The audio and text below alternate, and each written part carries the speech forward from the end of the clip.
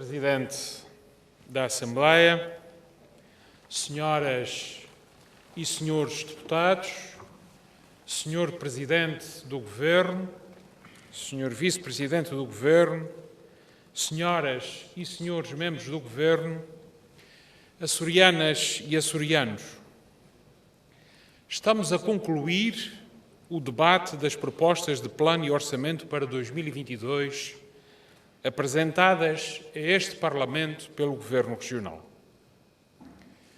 Em qualquer circunstância, este seria um momento importante e de elevado significado político. A votação destas propostas, pelo contexto económico e social que envolve os Açores, bem como pelo contexto político a que este Governo conduziu a região e estas propostas, trazem ainda mais importância e ainda mais significado político a este momento.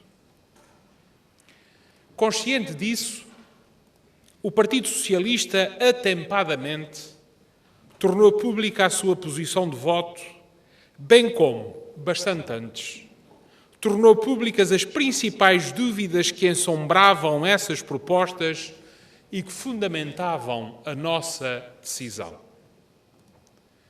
Interessa dizê-lo de forma clara e transparente, que no final destes 3 dias de debate, infelizmente, não só saem reforçadas as nossas reservas e as nossas razões, como acrescem outras, tão ou mais determinantes que as primeiras, para que não só não seja possível acompanhar estas propostas, como seja verdadeiramente um dever perante os açorianos e perante a nossa autonomia rejeitá-las. Por causa das propostas de plano e orçamento, mas também por causa da postura que, a propósito delas, o Governo Regional revelou de forma tão evidente, não são apenas os documentos previsionais para o próximo ano que a votação que o Parlamento se prepara para realizar sancionará. É, sobretudo, uma determinada prática política, um determinado exercício de governação, a concretização de uma determinada visão do que devem ser os Açores, do que deve ser a região autónoma dos Açores, que aqui está submetida ao juízo do Parlamento dos Açores. Mas vamos por partes. Uma das evidências das propostas de plano e orçamento que temos vindo a analisar é que o Governo está surpreendentemente aliado dos sinais de alerta que todos os dias nos entram pela casa dentro. Acossado, repare-se, não em primeiro lugar pela oposição, mas sim pelos partidos que definiu e escolheu como condição da sua sobrevivência política, o Governo entrincheirou-se e, conscientemente, optando por recuar, por se afundar nas trincheiras da luta pela manutenção do poder, perdeu, se é que alguma vez a teve, a noção maior do contexto em que se insere. Perdeu a noção da globalidade da situação em que se encontra e em que se encontram aqueles para quem tem uma responsabilidade indeclinável, o povo açoriano.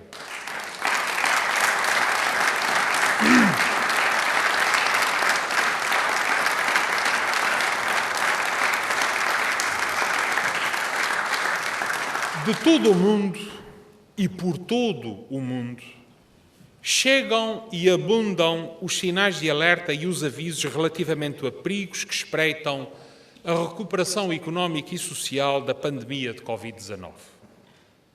São as dificuldades e os atrasos no abastecimento de bens essenciais, é a escassez de componentes tecnológicos de determinados bens, é o congestionamento das cadeias de distribuição, entre tantos outros aspectos que devem pôr de sobreaviso governos e cidadãos.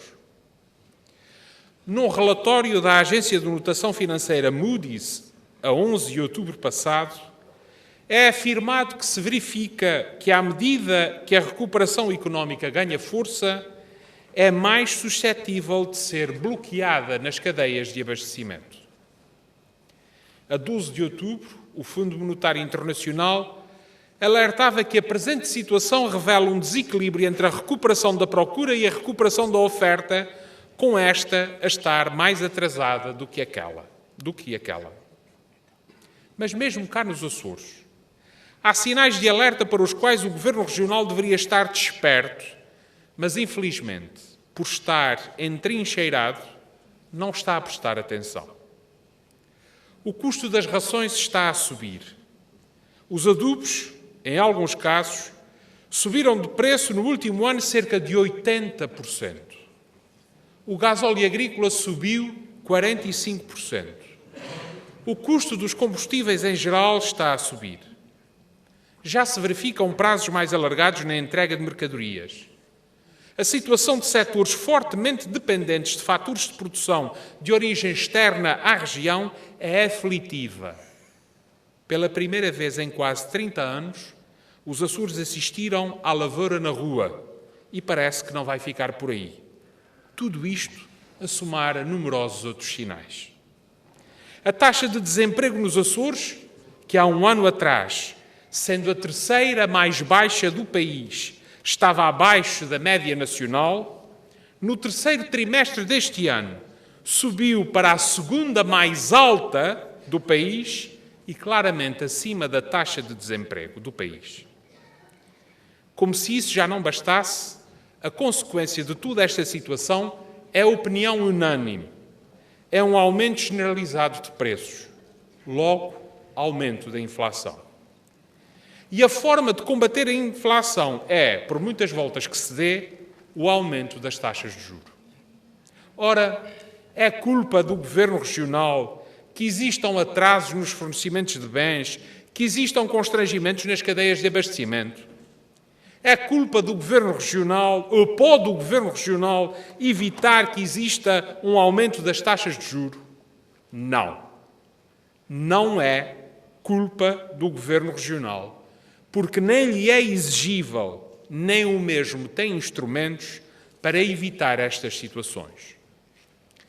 Mas o que o Partido Socialista entende é que é exigível ao Governo Regional que crie mecanismos que ajudem as famílias e as empresas dos Açores a enfrentarem a previsível tempestade ou turbulência que aí vem. No fundo, que o Governo Regional, à semelhança do que aconteceu no passado, com governos do Partido Socialista, crie mecanismos que ajudem as famílias e as empresas a lidar com as consequências, com os efeitos dessa turbulência.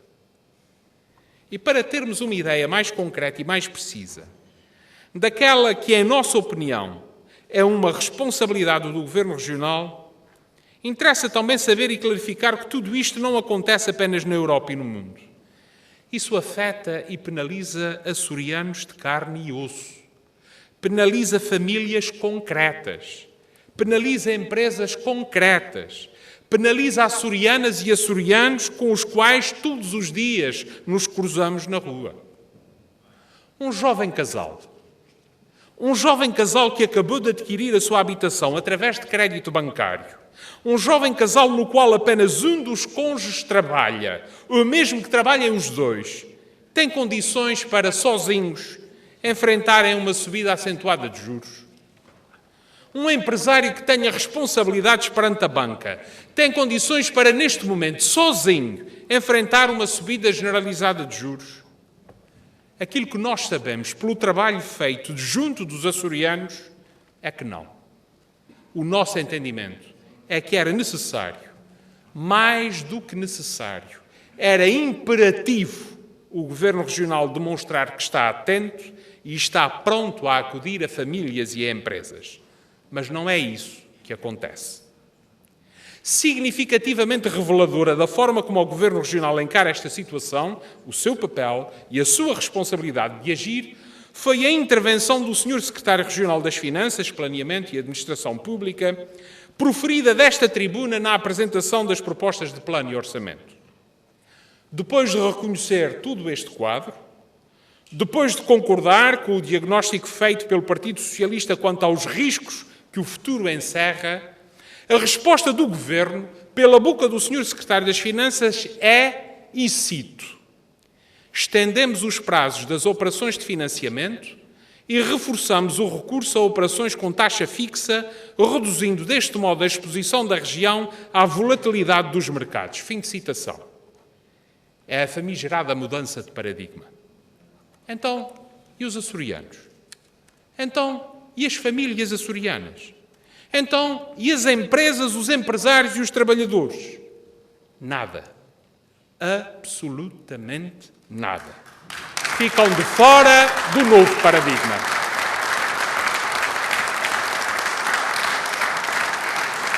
Este é apenas mais um exemplo, a somar a tantos outros, de um governo regional de costas voltadas para os açorianos. E um sinal claro que este governo regional, acossado e entrincheirado na luta pela sua sobrevivência, se tiver de deixar cair alguém, mesmo que sejam os açorianos, não hesitará um minuto em deixá-los cair. Mas, sobretudo, revela um governo incapaz de se adaptar, de mudar o que é preciso mudar, de mudar soluções, de mudar políticas, de mudar aquilo que vem do passado, inclusive é dos governos do Partido Socialista. Este governo não quer, não sabe ou não é capaz de mudar aquilo que o próprio PS, se fosse o governo, já teria mudado. Senhor Presidente, senhoras e senhores deputados, Senhor Presidente, Senhor Vice-Presidente, senhoras e senhores membros do Governo, açorianas e açorianos. Mas se é assim como efetivamente é, surge legítima e importante a pergunta que alguns estarão a fazer e outros já fizeram, então onde estão as propostas de alteração do Partido Socialista ao Plano e Orçamento para 2022? Tentando ser o mais claro possível, permitam-me que recorra a uma ilustração. Os donos de um grande prédio, de um terreno, encarregaram 8 pessoas de administrarem esse mesmo prédio, atribuindo para a gestão uma determinada quantia todos os anos. Essas 8 pessoas, esses 8 administradores, é que decidiam o que era necessário fazer ou construir nesse terreno para desenvolvê-lo. E para suportar as despesas que isso acarretava, podiam recorrer à quantia que todos os anos os donos do terreno ponham à sua disposição. Um ano, um dos administradores apresentou um conjunto de ideias cujo custo implicava utilizar toda a quantia que os donos do prédio disponibilizavam e ainda um bocado mais. Esse bocado mais era uma parte de dinheiro emprestado, outra parte, o dinheiro que havia de vir de uma colheita e que nem sequer ainda estava feita, e outra parte ainda, uma quantia que contava que os donos disponibilizassem a mais. Esse era, dizia, o ano em que se ia investir como nunca se tinha investido. E disse a todos os outros administradores que apresentassem propostas para gastar todo o valor que calculava ele obteria nas coisas que cada um entendesse mais importantes. Estavam todos nesta animação, quando pelo menos um desses administradores, por sinal o mais experiente e mais conhecedor da gestão desse prédio, disse: antes de saber como vamos gastar todo esse dinheiro, não é mais importante saber como o vamos receber? Antes de dizermos como vamos gastar esse dinheiro, precisamos saber mesmo se vamos ter todo este dinheiro à nossa disposição, se vamos mesmo conseguir o empréstimo. Antes de apresentarmos propostas sobre como gastar, é preciso esclarecer as dúvidas que pelo menos eu tenho sobre se vamos mesmo conseguir dinheiro emprestado, se vamos mesmo vender a colheita que está estimada, ao preço que está estimado, e se os donos do terreno vão mesmo disponibilizar mais dinheiro. É uma ilusão e um engano estar a dizer como queremos gastar dinheiro se nem sabemos se vamos receber esse dinheiro. Açorianas e açorianos, Os donos desse tal prédio são os açorianos. O prédio é a nossa região. Os 8 administradores são os 8 partidos representados neste Parlamento. O administrador que quer gastar sem saber se vai receber nem como vai receber é o Governo Regional. O administrador cauteloso e previdente, que primeiro quer saber se vai receber para depois poder dizer como se vai gastar, é o Partido Socialista. E a razão pela qual o Partido Socialista não apresenta propostas de alteração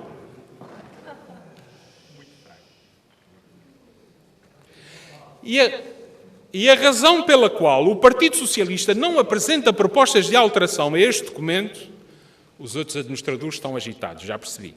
E a razão pela qual o Partido Socialista não apresenta propostas de alteração a este documento é porque nem antes deste debate, nem durante este debate, nem na conclusão deste debate, o Governo explicou e esclareceu cabalmente as legítimas e fundadas dúvidas que temos sobre o buraco nas previsões do Plano e Orçamento da região para 2022. Ou seja, as legítimas e fundadas dúvidas que temos sobre se e como vamos receber as receitas que estão previstas neste documento. Senhor Presidente, senhoras e senhores deputados, Senhor Presidente, Senhor Vice-Presidente, senhoras e senhores membros do Governo, açorianas e açorianos, a votação que em breve os partidos políticos representados neste Parlamento vão realizar tem um significado político que, no atual contexto, vai bem para além daquele que já derivaria da importância dos documentos que temos vindo a apreciar e a debater.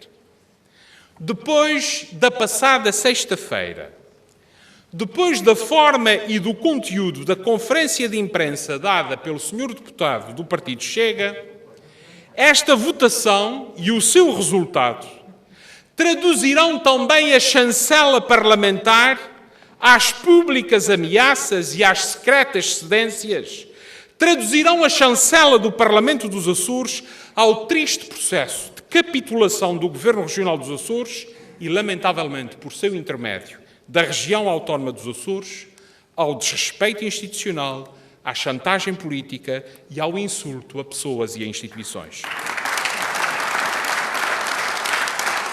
O Parlamento dos Açores, por única e exclusiva responsabilidade do Sr. Presidente do Governo, passa a ser não apenas a expressão e consequência prática de acordos extraparlamentares entre partidos políticos, para se transformar no órgão de governo próprio, no qual se gera e concretiza a aliança de cuja sobrevivência depende este governo. É isto a centralidade do Parlamento? Seguramente que não, pois o Sr. Presidente do Governo só envolveu o Parlamento dos Açores em desespero de causa e de forma a sacudir a pressão que já não conseguia suportar.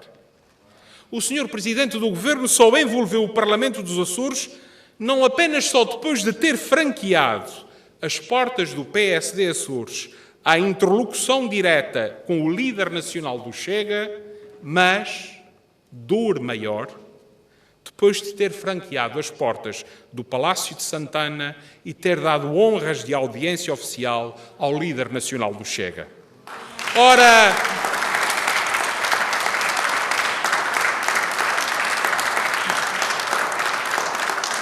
Ora, isto não é a centralidade do Parlamento.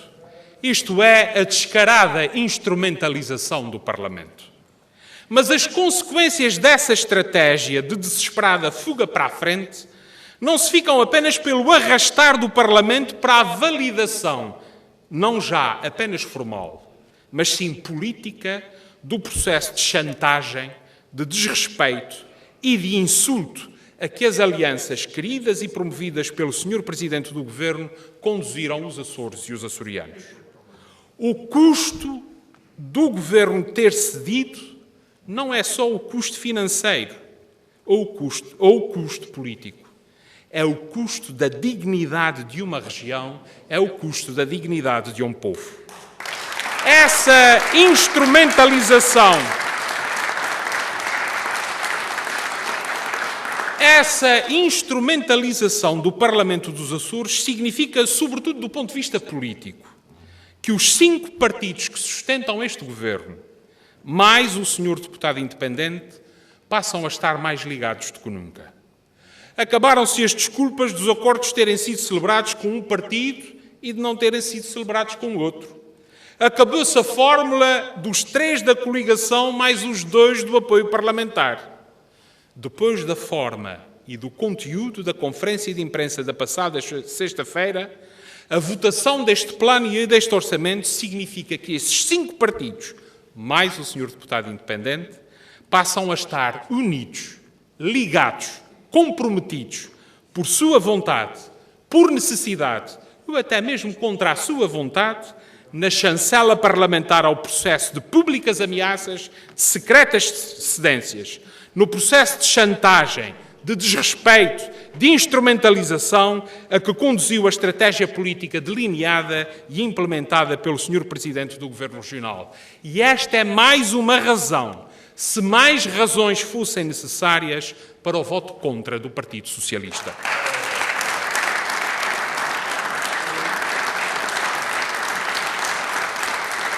E por isso, Sr. Presidente, mais uma vez me dirijo a si, num apelo simples e claro. É tempo de dizer basta. É tempo, é ainda tempo, de evitar que nessa sofreguidão de manter o poder a todo custo se perca mais do que apenas a dignidade do Governo Regional. É tempo, é ainda tempo de evitar que se perca a dignidade do Parlamento dos Açores, expressão máxima da vontade do povo açoriano. É tempo de separar águas e, se necessário for, dar a palavra ao povo. Da nossa parte, não receamos nem tememos a vontade do povo açoriano. Vamos a isto, deixe que o povo se manifeste. Prefira a liberdade da vontade dos açorianos aos grilhões da submissão política. Bem sei, não seja arrogante, bem sei que, como ontem tornei público, está consumada a chantagem iniciada na passada sexta-feira. Lamento-o profundamente. Lamento-o, acredito, Sr. Presidente do Governo, por si. Mas lamento-o, sobretudo, pelo povo dos Açores.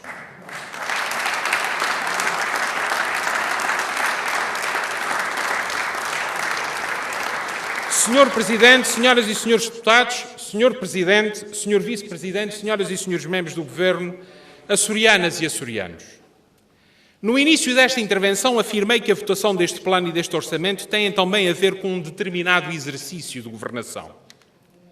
O Governo Regional apresentou-se neste debate invocando hoje uma alegada pesada herança que recebera do passado. A afirmação não diz nada sobre a herança que este Governo recebeu, até porque a acusação não corresponde à verdade, mas diz tudo sobre a desorientação e o desespero em que o mesmo está a cair. E assim é porque uma leitura atenta da realidade e desta afirmação só permite uma de 2 conclusões. Ou o Governo está a faltar à verdade, ou o Governo é perdulário e esbanjador. Então, quem se diz submerso numa pesada herança de dívidas constitui o maior Governo Regional da história da autonomia? Quem se diz submerso numa pesada herança de dívidas aumenta as nomeações políticas e as remunerações dos nomeados da maneira como este Governo fez e ainda hoje faz? Quem se diz submerso em dívidas do passado passeia o autêntico exército de assessores e adjuntos que este Governo tem passeado, como esteve à vista nestes 3 dias neste plenário? Então quem se diz submerso em dívidas do passado prescinde de receitas, como não só aconteceu com a baixa de impostos, mas também com a solidariedade nacional por causa do Furacão Lourenço? Então quem está submerso em dívidas do passado apregoa o maior plano e orçamento de sempre da história da autonomia? É claro que não. Porque se alguém estivesse submerso em dívidas do passado e procedesse da maneira como este Governo tem procedido, não só seria perdulário, mas seria também profundamente incompetente.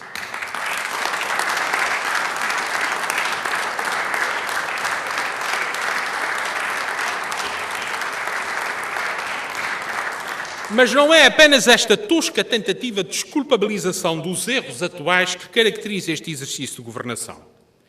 O Governo Regional apregou o diálogo e a concertação, mas desde muito cedo já enterrou ambos no mais fundo da gaveta. Os exemplos sucedem-se. As agendas mobilizadoras foram o que se sabe. Os encaminhamentos de passageiros, sabe-se o que foram. O fim do transporte marítimo de passageiros e viaturas foi igual. A definição dos termos em que serão aplicados os fundos estruturais vai pelo mesmo caminho das agendas mobilizadoras. Até nas visitas estatutárias, este Governo acabou com o tempo para receber o povo que assim o desejasse, receando não se sabe bem o quê, nem se sabe bem quem. Neste simulacro de diálogo, em que uns falam e comem e outros ouvem e calam, é também a um retrocesso de décadas que se assistimos e, sobretudo, à mais atroz contradição entre a prática e o discurso. Senhor Presidente, senhoras e senhores deputados, Senhor Presidente, Senhor Vice-Presidente, senhoras e senhores membros do Governo, açorianas e açorianos. No termo destes 3 dias de debate, permanecem por esclarecer aspectos decisivos para os Açores e para os açorianos. É essas dúvidas que o Governo não quis, não soube ou não conseguiu esclarecer, somam-se preocupações sérias quanto à ausência de respostas para desafios e dificuldades presentes e futuros que as famílias e as empresas dos Açores vão enfrentar. Agradeço que termine, Sr. Deputado. Já termino, Sr. Presidente. Pela sua recusa em esclarecer o que nunca deveria ter sido motivo de dúvida, ou seja, a credibilidade e a fundamentação das previsões constantes do plano e do orçamento, o Governo Regional impediu uma participação responsável, construtiva e proponente da parte de quem tinha essas dúvidas. É esse o contexto em que votaremos estas propostas, com a consciência muito clara e muito nítida que o nosso sentido de voto é determinado não pela responsabilidade que temos para com um Governo, este ou qualquer outro, mas pela responsabilidade que temos para com os açorianos. Disse.